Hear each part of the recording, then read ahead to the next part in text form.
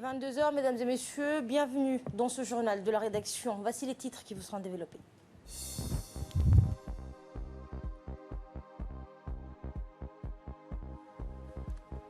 La troisième séance publique de l'Assemblée nationale est venue clôturer aujourd'hui la session extraordinaire du Parlement.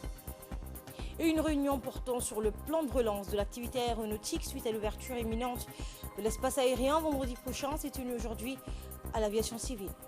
Au Bangladesh, près de 4 millions de personnes sont affectées par les inondations de la mousson en Asie du Sud.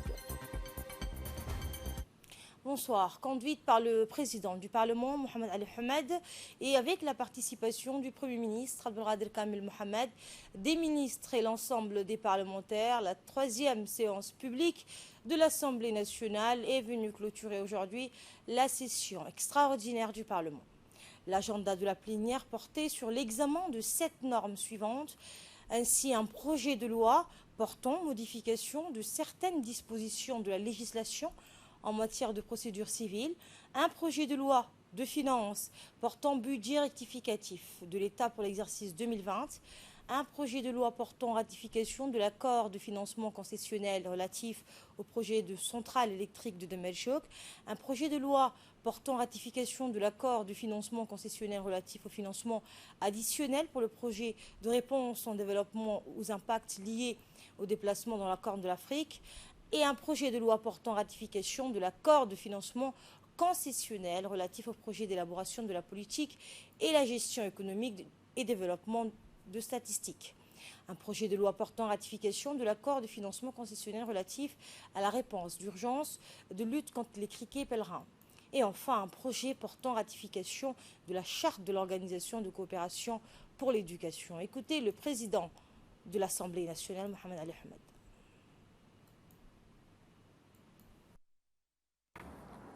Un allègement de 30 000 francs sur la consommation par ménage a été fait et un autre geste de diminution des tarifs pour les abonnés des 1 kVA. Donc, Monsieur le ministre, à quand une réduction pour les entreprises privées? Est-il normal que le membre du gouvernement doute qu'il n'y aura pas de salaire? Vous avez une promesse de 26 milliards par des donateurs. Est-ce que cette promesse sera tenue et quand? Permettez-moi, Monsieur le Président, d'applaudir tout d'abord l'équipe qui était en charge de gérer la pandémie du Covid-19 et d'y avoir fait front avec abnégation. Il faut reconnaître et saluer l'effort gouvernemental pour avoir réagi immédiatement pour mettre en œuvre tous les moyens nécessaires afin de faire face aux impacts socio-économiques qui sont multidimensionnels. Comme vous le savez, Monsieur le ministre, l'eau, c'est la vie. Monsieur le ministre de l'Agriculture, eu égard au budget alloué, pouvez-vous nous dire aujourd'hui ce que vous avez prévu pour la lutte contre la soif? Combien de nouveaux forages sont-ils prévus sur le territoire national? Est-ce que le forage pour la région de Mabla que vous avez promis d'inclure dans vos prochaines activités y figure? Oui, Monsieur le ministre, Mabla vous attend. Monsieur le ministre, pouvez-vous nous dire ce que vous avez prévu pour l'amélioration des infrastructures routières dans les zones rurales? Dans le budget qui vous est alloué, est-ce que la route pour la région de Mabla y est programmée? La population rurale a réclamé des postes de santé à proximité pour bénéficier des soins dignes. Sachant cela, Monsieur le ministre, pouvez-vous nous dire ce que vous avez prévu pour l'accès aux soins dans les zones rurales? Monsieur le ministre, pouvez-vous nous dire ce que vous avez prévu pour rapprocher l'administration des administrés des zones rurales? Dans le budget qui vous est alloué, est-ce que la région de Mabla aura prochainement sa sous-préfecture? Oui, Monsieur le ministre des Télécommunications, Mabla vous attend également. À quand la couverture du réseau téléphonique pour Mabla? Combien, Monsieur le ministre, combien estimez-vous le montant des dons en matériel reçus par notre pays dans le cadre de la lutte contre le Covid-19? Quand est-ce que vous allez effectuer le remboursement de 30% dû au paiement des salaires des entreprises privées? La loi des rectificative, au mois dans le respect de la Constitution au mois de juillet.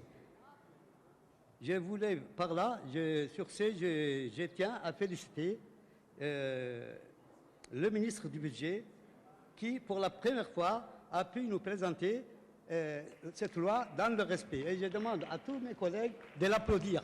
C'est pour la première fois, aucun ministre l'avait présenté au mois de juillet dans le respect de la Constitution, cette loi.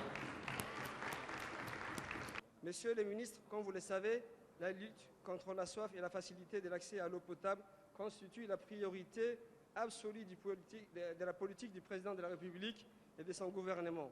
Donc, messieurs les ministres, puisque la soif tue et ne peut attendre, quelles sont les solutions envisagées susceptibles d'améliorer le temps de réponse en cas de panne de forage en milieu rural?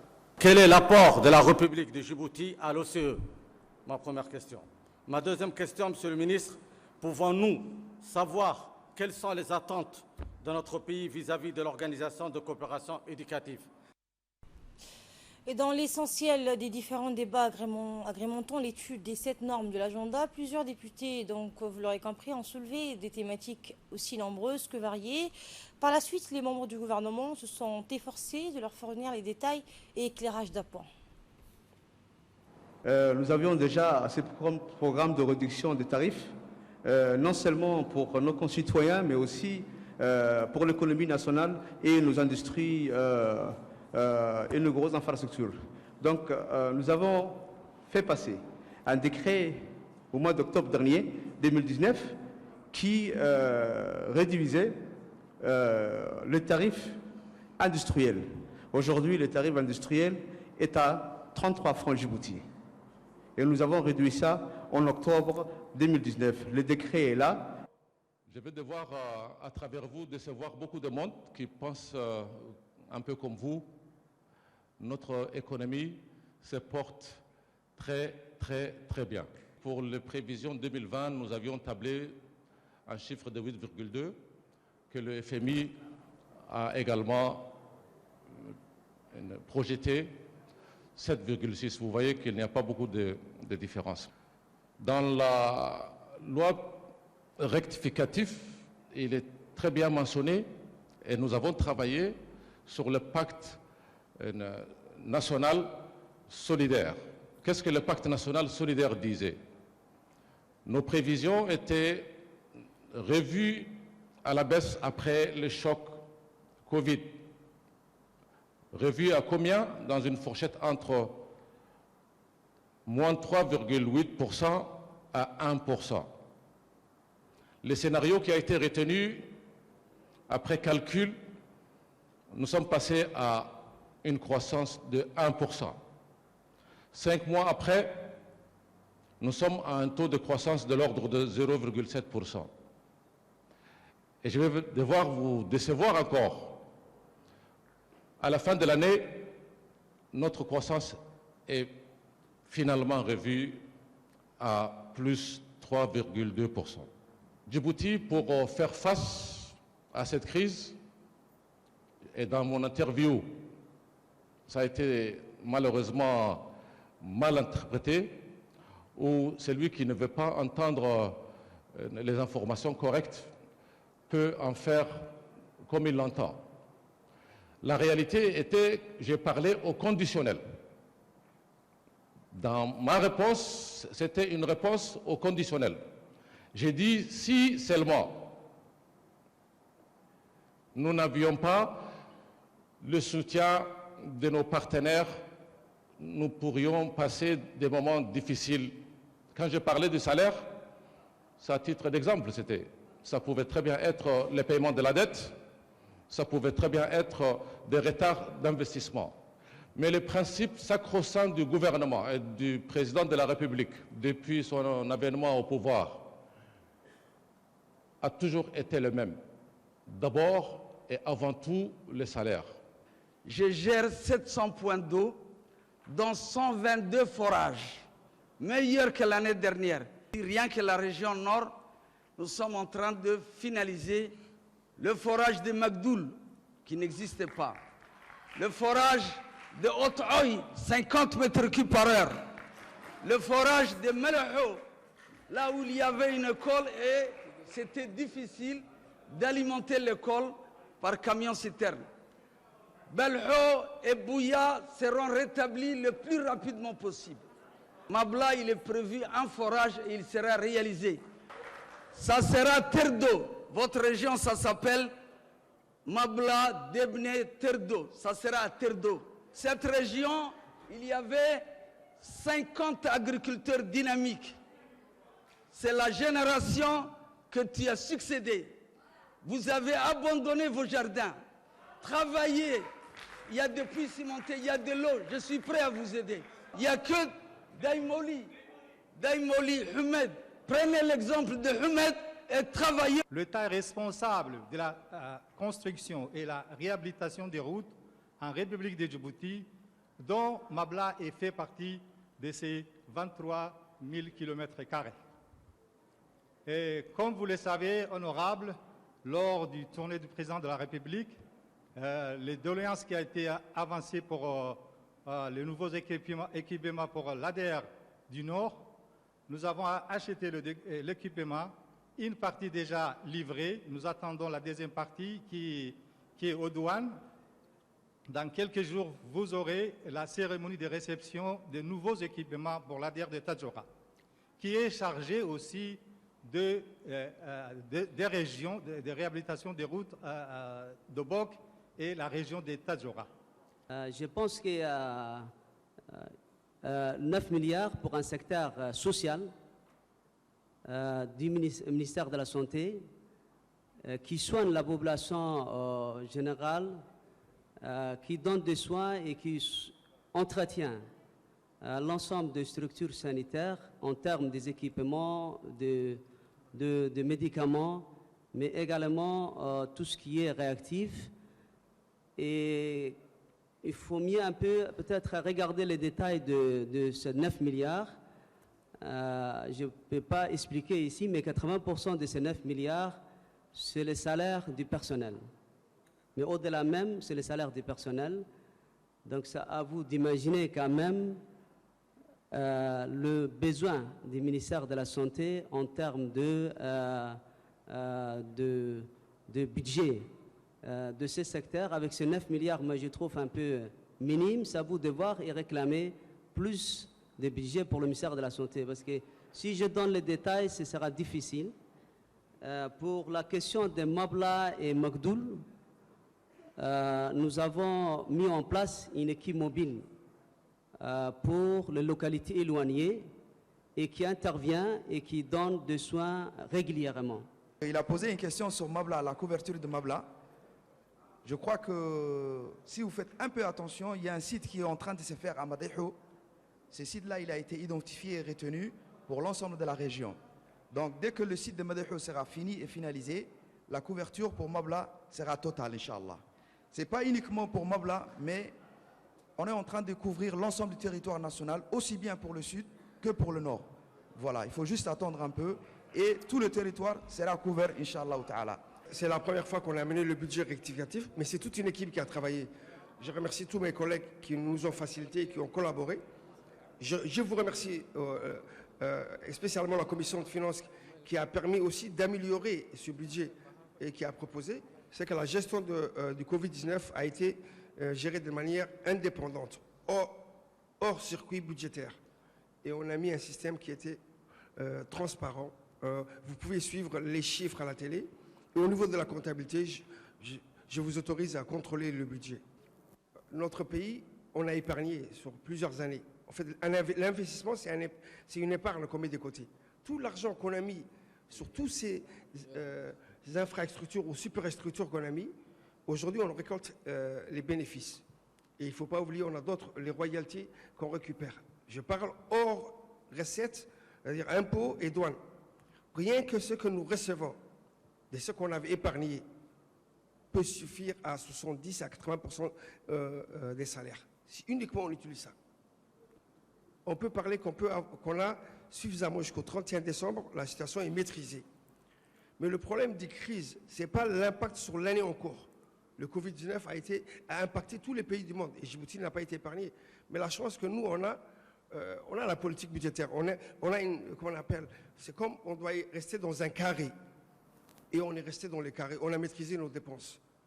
Donc sur cette année, il ne faut pas douter, parce que les recettes de l'année dernière nous permettent de vivre sur cette année. Peut-être on parlera d'une crise, si on n'améliore pas notre économie cette année, peut-être il y aura un impact sur l'année prochaine. Mais sur l'année en cours, il n'y a aucun impact, parce que les recettes sont disponibles. Là, cette fois, mesdames et messieurs les parlementaires, il s'agit d'une organisation qui a vu le jour à Djibouti. Et il s'agit bien sûr d'une organisation mondiale de l'éducation. Comme l'a très bien rappelé le député, il s'agit bien sûr d'une organisation qui a été fondée à peu près par 26 pays lors du 3e sommet bien sûr d'une éducation équilibrée et inclusive organisée à Djibouti en mois de janvier. Cette organisation, c'est une organisation solidaire où des pays de l'Amérique latine, des pays de l'Asie du Sud-Est, des pays de l'Afrique, mais également de Caraïbes, coopèrent, sont solidaires pour trouver bien sûr une voie et surtout pour répondre aux objectifs de développement durable, l'ODD 4. Il est question bien sûr à travers cette organisation, il est question bien sûr d'améliorer la qualité des enseignements-apprentissages pour que ces pays puissent bien sûr disposer d'une éducation de qualité et indirectement bien sûr pour un développement durable. Écoutons cette fois l'intervention du Premier ministre lors de cette session extraordinaire qui a débuté, on le rappelle, le 1er juillet. Dans cette plénière d'aujourd'hui, venait acter sa fin. Il y avait effectivement aussi des questions qui ont été posées par les députés relatifs à la création de sous-préfectures, de nouveaux sous-préfectures dans les régions. Effectivement, il y a eu un engagement pris par le chef de gouvernement lors de son déplacement dans les régions. Et il a assuré les populations de ces régions que de nouveaux sous-préfectures seront réalisées. Et nous avons reçu effectivement des instructions dans ce sens. Et il y aura des sous-préfectures qui ont été promis par le chef de l'État et qui seront réalisées. Ça, c'est un point. Le deuxième point, quand je vois la plupart des députés, sont tous, pour la plupart, c'est des jeunes. Et en grande majorité, ils appartiennent aussi à l'UMP. Donc l'UMP, sachez-le, qu'elle a encore de beaux jours devant elle. Monsieur le Président de l'Assemblée nationale, je voudrais remercier ici les honorables parlementaires de leur participation active durant cette session. Quel qu'en soit le débat parfois houleuse, vous avez su privilégier l'intérêt supérieur de la nation. Sachez, mesdames et messieurs les députés, que les projets que vous avez adoptés sont capitaux pour les pays, notamment le Fonds souverain et beaucoup d'autres. Concernant le Covid-19,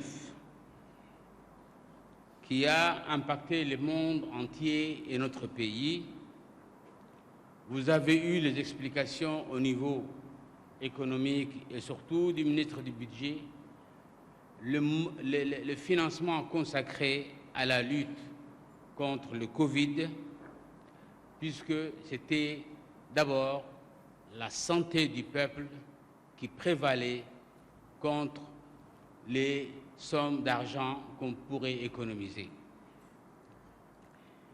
Notre santé a été donc la première à être privilégiée, la santé du peuple djiboutien, et nous y avions consacré beaucoup de moyens financiers. Mais aussi, n'oubliez pas que ce sont des médecins et personnels soignants, tous djiboutiens, qui ont consacré le travail incessant pour soigner leurs propres citoyens.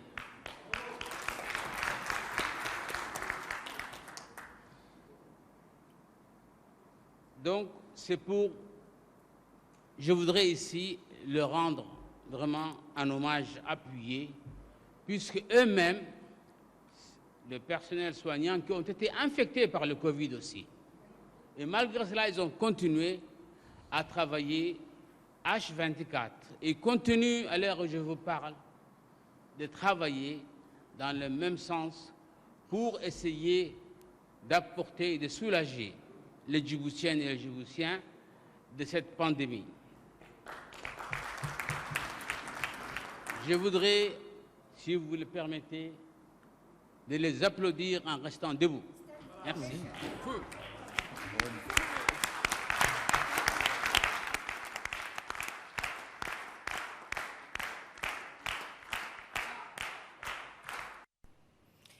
Le président de l'Assemblée nationale, Mohamed Ali Hamada, en dernier lieu, tenu à exhorter ses collègues élus de la nation de mettre à profit le reste de cet été de combat contre la pandémie pour se rapprocher encore davantage de leurs électeurs. Nous l'écoutons. Je me réjouis donc des résultats auxquels nous sommes parvenus au terme de nos travaux de cette session ordinaire et extraordinaire. L'évaluation qui en est faite de tout le travail abattu durant cette période par les membres du gouvernement et les honorables parlementaires témoigne indéniablement du sérieux qui a caractérisé nos travaux, aussi bien en réunion de commission qu'en séance plénière. Je ne saurais terminer mon propos sans réitérer ma profonde gratitude au Premier ministre pour son engagement et son implication personnelle, lesquels ont contribué à hausser la qualité des débats démocratiques au sein de la représentation nationale. Je voudrais exprimer aussi ma gratitude à l'ensemble des membres du gouvernement pour leur participation et présence aux réunions de commission pour les projets les concernant, en vue d'apporter des éclairages nécessaires pour mieux apprécier le texte à examiner et aux séances plénières pour fournir les réponses aux interpellations des parlementaires. Que tous les honorables députés et collègues trouvent ici l'expression de ma reconnaissance pour le travail de production législative que nous avons réalisé ensemble dans un esprit de famille parlementaire, mais également pour toute autre activité accomplie tout au long de cette session.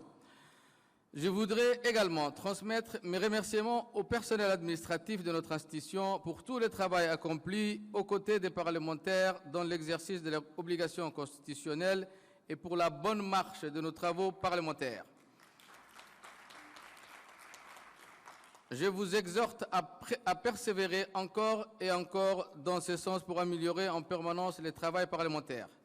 Enfin, permettez-moi de remercier les amis de la presse qui nous ont accompagnés dans l'exercice de notre mission, en l'occurrence la RTD, la Nation, ainsi que les autres organes de presse régionaux présents dans notre pays, pour avoir assuré avec brio la couverture médiatique de toutes nos réunions parlementaires en contribuant à la visibilité du Parlement et à son rayonnement sur le plan national et international. Il me plaît de vous renouveler à vous tous, ici présents, au nom de l'ensemble des membres du bureau et à mon nom propre, mes sincères remerciements. Il ne me reste plus qu'à vous souhaiter, chers collègues, de bonnes vacances parlementaires. Je vous encourage à en profiter pour vous rapprocher encore plus de vos mandants afin de répertorier et de résoudre les difficultés et les contraintes rencontrées au quotidien. Enfin, j'espère avoir le plaisir de vous retrouver bientôt, Inch'Allah, dans cet hémicycle pour encore servir nos concitoyens. Ainsi, je déclare clos les travaux de la première session ordinaire de l'année 2020 de la 8e législature. Sur ce, la séance est levée. Je vous remercie. Le président de l'Assemblée nationale a reçu aujourd'hui au sein de l'Assemblée nationale l'ambassadeur de la République fédérale démocratique d'Éthiopie, Abdulaziz Mohamed Ibrahim. L'ambassadeur est venu faire ses adieux au président de l'Assemblée nationale Dans cet entretien qui a eu lieu dans le salon d'honneur du Parlement, le président Hamad et son invité ont passé en revue un certain nombre de sujets d'intérêt commun, notamment les chantiers de coopération engagés ces dernières années entre nos deux pays. Le président de l'Assemblée nationale a adressé ses vives félicitations pour son implication active à consolider davantage la coopération bilatérale entre les deux pays durant les années qu'a duré sa mission à Djibouti en sa qualité d'ambassadeur. Je vous le disais en titre, une réunion de travail présidée par le directeur général par intérim de l'autorité de l'aviation civile, Daoud Ali, s'est tenue dans les locaux de l'aviation civile à l'aéroport de Djibouti. La réunion a regroupé donc les directeurs et représentants des compagnies aériennes comme Qatar Airways, Turkish Airlines, Ethiopia Airlines, Air France et Kenya Airways. La réunion fait suite conformément au décret portant la levée partielle des frontières et sur les mesures exceptionnelles de prévention contre la propagation du Covid-19. Les discussions ont porté sur le plan de relance de l'activité aéronautique et les points saillants suite à l'ouverture imminente de l'espace aérien. Les parties prenantes se sont mis d'accord sur l'élaboration d'un guide spécifiant toutes les mesures sanitaires obligatoires à l'aéroport international de Djibouti au départ comme à l'arrivée. Enfin, ce guide sera adressé à l'intention des compagnies aériennes de la place et l'exploitant. Écoutez le directeur général par intérim de l'autorité de l'aviation civile. La pandémie de coronavirus reprenne à Djibouti. Dans un premier temps, nous avons jugé nécessaire de suspendre les vols, malgré l'impact économique que cela a pu avoir. Mais aujourd'hui, la tendance est vers la calmie et nous avons décidé de reprendre. Donc aujourd'hui, nous allons présenter toutes les mesures que nous avons prises. On va commencer par vous présenter le dépistage qui va être réalisé. Ensuite, nous allons parler des mesures prises concernant toutes les mesures de nettoyage, de désinfection, concernant la plateforme aéroportuaire. Nous allons passager des aéronefs et ainsi que du passage. C'était le directeur général par intérim de l'autorité de l'aviation civile qui est encore revenu sur le tenant et aboutissant de cette réunion. Et par la suite, en aparté, dans une interview accordée à notre confrère Ali Abdillahi, il est longuement revenu sur les mesures prises par le gouvernement djiboutien à l'ouverture prochaine prévue ce vendredi 17 juillet de notre espace aérien. Voici ses propos. Comme vous le savez, nous sommes mis d'accord avec le ministère de la Santé et toutes les entités précitées pour mettre en place un guide. Nous avons élaboré ce guide hier et aujourd'hui, nous avons tenu une seconde réunion avec les compagnies aériennes qui seront chargées de l'exécution de ce guide pour pouvoir entreprendre une relance de l'activité aérienne de la manière la plus sécurisée possible sur notre territoire. L'épidémie de coronavirus est vraiment en baisse à Djibouti, alhamdoulilah, et nous ne voulons pas qu'il y ait une reprise qui pourrait se faire avec la reprise des vols du transport aérien. Donc nous avons placé ces mesures. Donc c'est une reprise économique et les compagnies aériennes ont été briefées. Certes, ce sont des mesures contraignantes, mais il en va de la sécurité et de la santé de nos concitoyens. Donc nous avons en place ces mesures, c'est un challenge. Parce que nous aussi, à l'aviation civile, nous avons des impératifs de sûreté et de sécurité que nous devons préserver coûte que coûte. Donc, on a mis en place une combinaison de mesures, autant concernant la facilitation du transport aérien, la sûreté aéroportuaire, ainsi que la sécurité des aéronefs. Et nous y avons rajouté toutes les mesures que nous ont dictées le ministère de la Santé et tous les intervenants de la santé publique. Nous avons mis en place des structures à mesures exceptionnelles, à situations exceptionnelles, mesures exceptionnelles, comme je l'ai dit aux compagnies aériennes. Dans la foulée, ils ont compris, c'est nécessaire et nous devons revivre aussi à Djibouti. Il faut qu'on commence à vivre comme ça, de cette manière-là. Il fallait que la reprise ait lieu. Nous n'avons pas ménagé nos efforts pour que l'épidémie ne reprenne pas. Et nous avons octroyé les slots ou les créneaux aux compagnies aériennes, pas de la même manière qu'avant. Par exemple, Ethiopian venait 14 rotations par semaine. Désormais, ce sera 4 rotations par semaine. Air France aura une rotation. Turkish en aura 3. Donc, les rotations ont été réduites pour que les passagers ne se rencontrent pas. Les vols n'aient pas lieu à la même heure pour éviter tout encombrement. On a tout fait pour éviter les attroupements. On a mis en place des marquages au sol On a mis en place des stations de lavage de mains, on a mis en place les gels hydroalcooliques sur chaque circuit qu'empruntera le passager. Et place maintenant au point de presse sur la situation de la pandémie du Covid-19 à Djibouti en ce 15 juillet. 22 patients ont été déclarés guéris, 414 tests ont été réalisés, 6 tests sont avérés positifs et 0 cas de décès. Restez vigilants, protégez-vous et protégez les autres. Le secrétaire général du ministère du Travail, chargé de la réforme de l'administration, Abdallah Ali Mohamed, a lancé aujourd'hui les travaux d'une formation sur les services d'inspection en santé et sécurité au travail par vidéoconférence. C'était à l'INAP. Objectif, rehausser le niveau technique des cadres de l'inspection et de la CNSS en matière de santé et sécurité au travail. Cet atelier a été animé par un expert tunisien de l'organisation de la conférence islamique et se poursuivra jusqu'au 21 juillet. Autre nouvelle, le président de la Chambre de commerce de Djibouti, Youssouf Moussad-Douali, a procédé ce matin au Palais du Peuple à la cérémonie de remise des clés des véhicules et engins de formation professionnelle.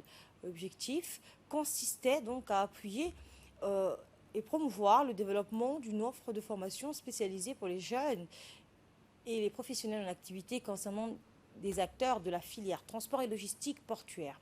Ce projet a été élaboré avec l'Agence française du développement, la Chambre de commerce, l'Association des transitaires de Djibouti et l'Union européenne. Outre le président de la Chambre de commerce, l'ambassadeur de France à Djibouti, le représentant de l'Union européenne et la coordinatrice du système des Nations Unies en pris part à cet atelier.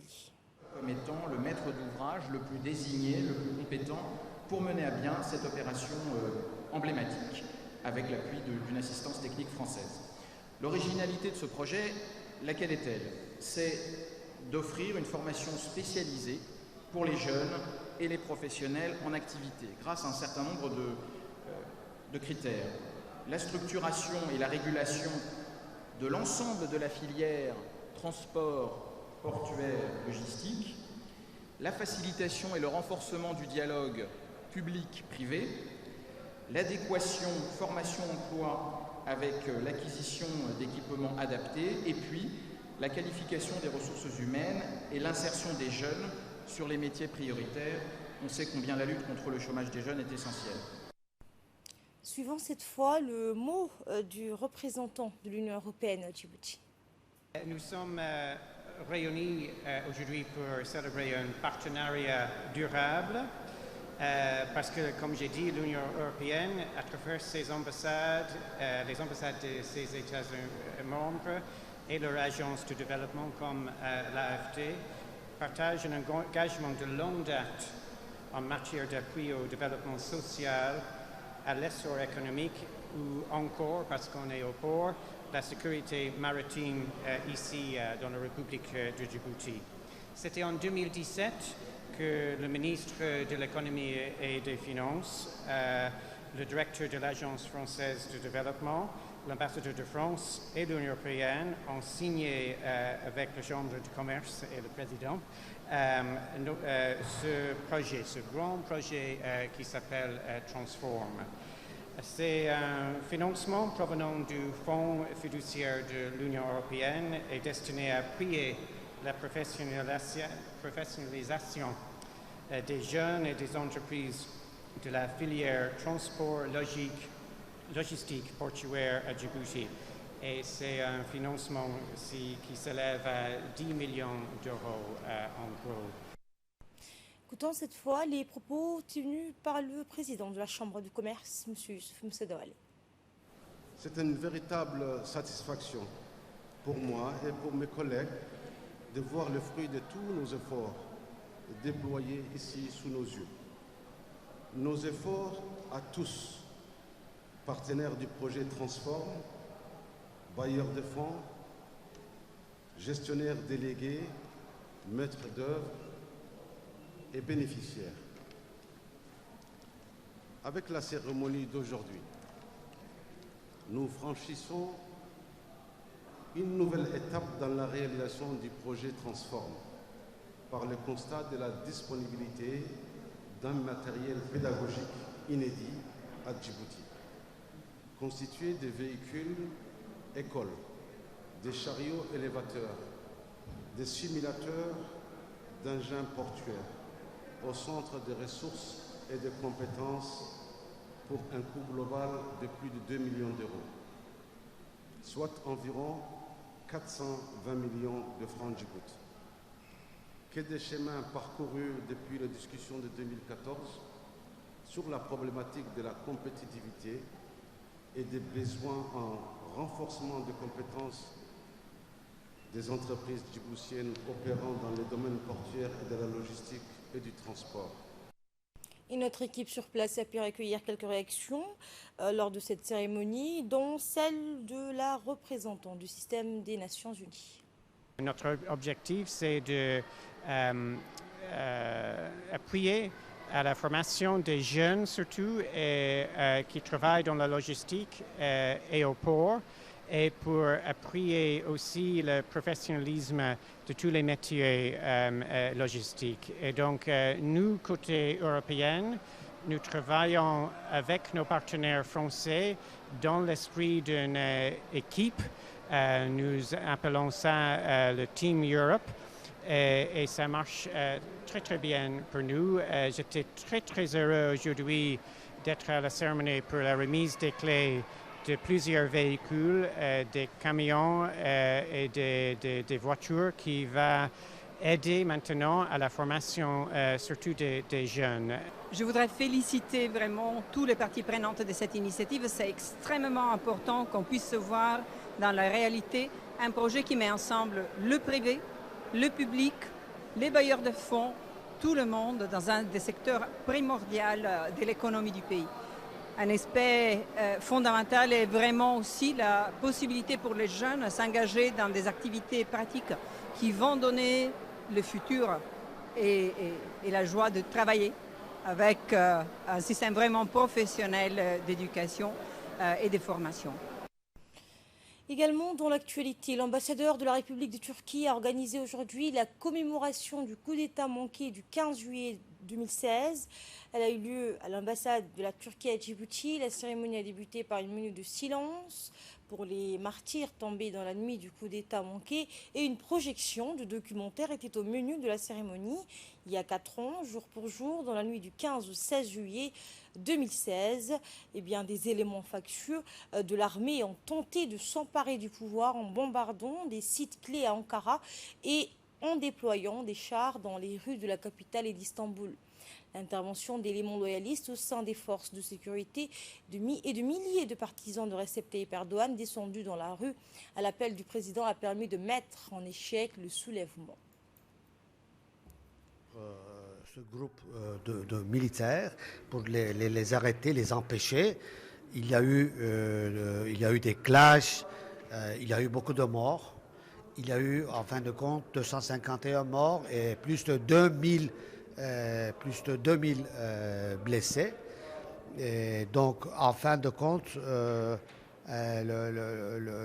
coup d'État a pris fin par les moyens du peuple turc le 16 juillet dans la matinée.